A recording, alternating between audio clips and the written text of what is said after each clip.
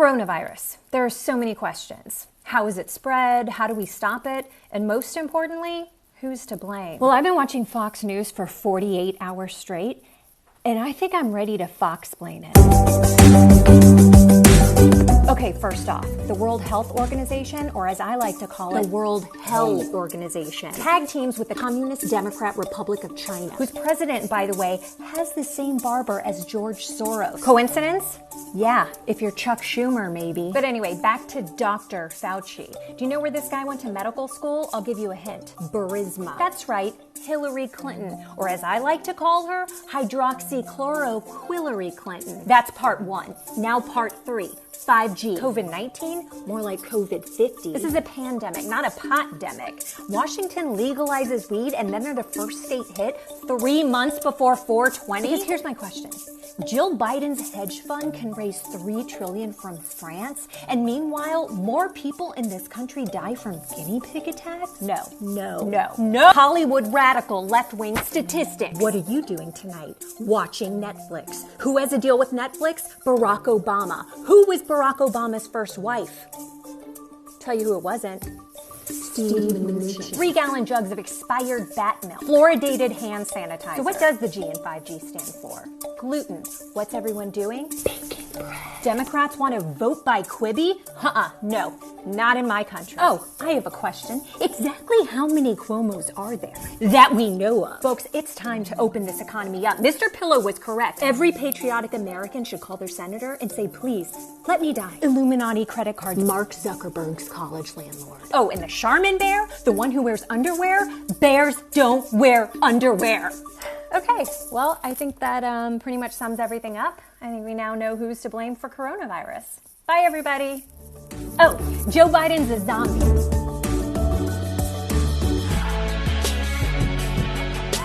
So we're about a month into self-quarantining now, and while some people will have to fight the virus itself, there's another hidden enemy. Mama! Our emotions. People who have died from coronavirus, just part of the anxiety. The worst of the coronavirus is yet to come. A lot of folks are really anxious about this. Cable news is doing a great job at scaring the shit out of me. So I decided to talk with an expert in emotions, Dr. Steve Taylor. He's a professor of psychiatry, and he's also the author of the book, The Psychology of Pandemics. Dr. Taylor, thanks for talking to us. How are you doing? I'm doing okay. How about you? Hanging in there. So obviously a lot of people are very concerned about their physical health during this time and trying to stay healthy and not get sick. How important is maintaining good mental health during this time? It's hugely important because a lot of the stresses about COVID-19 don't have to do so much about your physical health. They have to do with the impact of not being able to go out to work, the impact of being self-isolated. So managing those stresses is hugely important. How afraid should we be? Like on a scale of 1 to 10 jars of urine that I'm collecting, just in case they cut off the water? That depends on your individual situation. Some people have realistic concerns, particularly frail, medically frail seniors, but we don't need to freak out. So you'd say maybe scale back to 4 jars of urine? And how big a jar are we talking about, though? You know, like Mason size. Oh, no, probably just 1 jar of that. For the whole family? No, each. Okay. You're not drinking each other's urine, are you? That's gross. All right, you don't have to get judgy talk. What are some tricks for handling stress and anxiety during this outbreak? You know, there's no one size fits all. Everyone's different, and it's important to use whatever coping strategies that you've used before. Setting a structure for yourself. You've got a routine for your children, things like that. Whatever stress management method worked for you. It could be physical exercise or yoga. Some people have been using this as an opportunity to try things they've never tried before, like meditation. So there are all kinds of things to try. So for meditation, how many Benadryls should I be slipping into my child's breakfast so I can accomplish this? I would wait till he goes down for a nap. That's probably better. You're saying don't give him Benadryl? Yeah.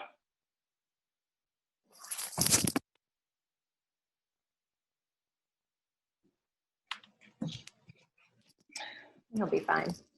Good job. He's fine. How well do you think Americans are equipped psychologically to deal with this kind of pandemic? Well, the good news is people tend to be really resilient to stress. Most people are. but they are going to look to their leaders for advice. And leaders need to be really careful about the sort of messages they send out. People's anxieties about infection depends on whether they see their leaders as responsible and trustworthy and able to do the job. Sorry, you said our leaders, it comes down to our leadership? In part.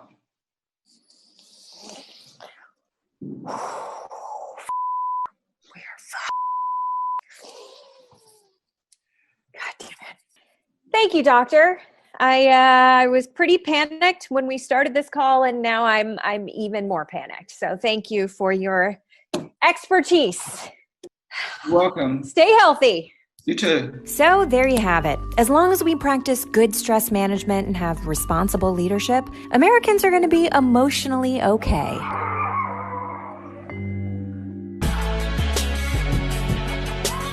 What a lot of people don't know, and this is really embarrassing, is that The Daily Show is actually related to Fox News. Yeah.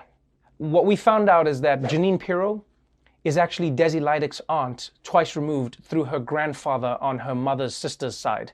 And as any good niece would do, she checked in with Aunt Jeanine recently to see how she's handling quarantine, and I don't think she's doing great. Hey, Aunt Jeanine. Just wanted to check in on you, see how you're doing. Thanks so much for being with us tonight. Yeah, of course. How are you holding up with all this COVID stuff? COVID is being used as a cover to fund liberal progressive programs. Okay, you know what, Aunt Jeanine, can we just please not get into all the conspiracy stuff right now? Just talk about anything else. How about destroying Supreme Court Justice nominee with rules that wouldn't get past a 5th grade government class? I'd rather not. Just no politics The left is at just all. not in tune with America. Hey, come on, I mean it. It's a pretty dress. It's like your shoulders are gift wrapped.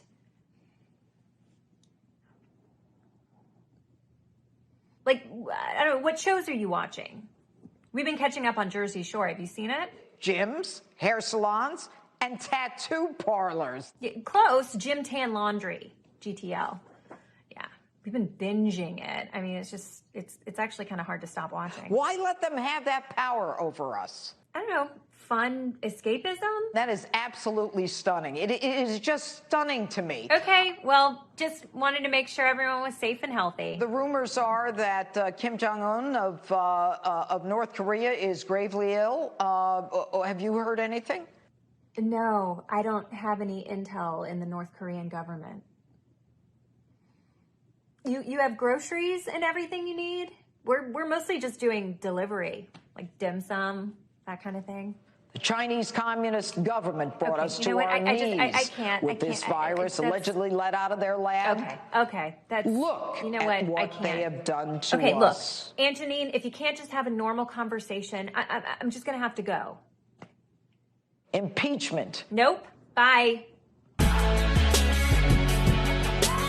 Obamagate. It's the big news scandal on the right. But what actually is the scandal? Well, I've been binge watching Fox News for 48 hours straight, and I'm ready to Fox-plain Obamagate. Okay, it starts with President Barack Hussein Baskin-Robbins Obama. He assembles the ultra-liberal vegan deep state. Comey, Clapper, AOC, Rodman, Pippin. You better believe the Geek Squad is involved. Anyway, they all start spying on Donald Trump's cell phone. Who's the cell phone carrier? T-Mobile. What does the T stand for? Thunberg, as in Greta. Take your little sailboat back to Greenland, Greta. You're not doing voter fraud in this country ever again. Here's a question. Why are we even targeting Flynn? Because he did a little work in Turkey? Guess what? Millions of Americans every year do a little work in Turkey. It's called Thanksgiving. But there are still some mysteries that we deserve answers to. This was Barack Obama's White House. What was Joe Biden doing there? How is it possible that the former president and the former vice president were working together? That's illegal. Wiretaps, FISA courts, MLB home run derby. You want a real quid pro quo? Check out Obama's 2014 Christmas card. Art Basel. It's past time for Donald Trump to drain the swamp, folks, and everyone is in on it. The FBI, the CIA, the XFL, the PT Cruiser, the Will.i.am. Put it all together and what do you get? I'd spell it out for you, but Fauci's probably listening. Free-range birth control. Spooky vampire masks. That's not suspicious to you? Who is Flo from Progressive? Mega Man X. What about Mega Man Q? The storm is coming. I am the storm. Why is it called Earth if it's mostly water? Hope you can read Arabic, pal. If you still don't get it, listen to the president himself. What crime exactly are you accusing President Obama of committing, and do you believe the Justice Department should prosecute him? Obamagate. Busted! It's obvious. You already know. Obamagate is Obamagate. So there you have it. That's Obamagate explained. Bye. Air Force One is a hologram.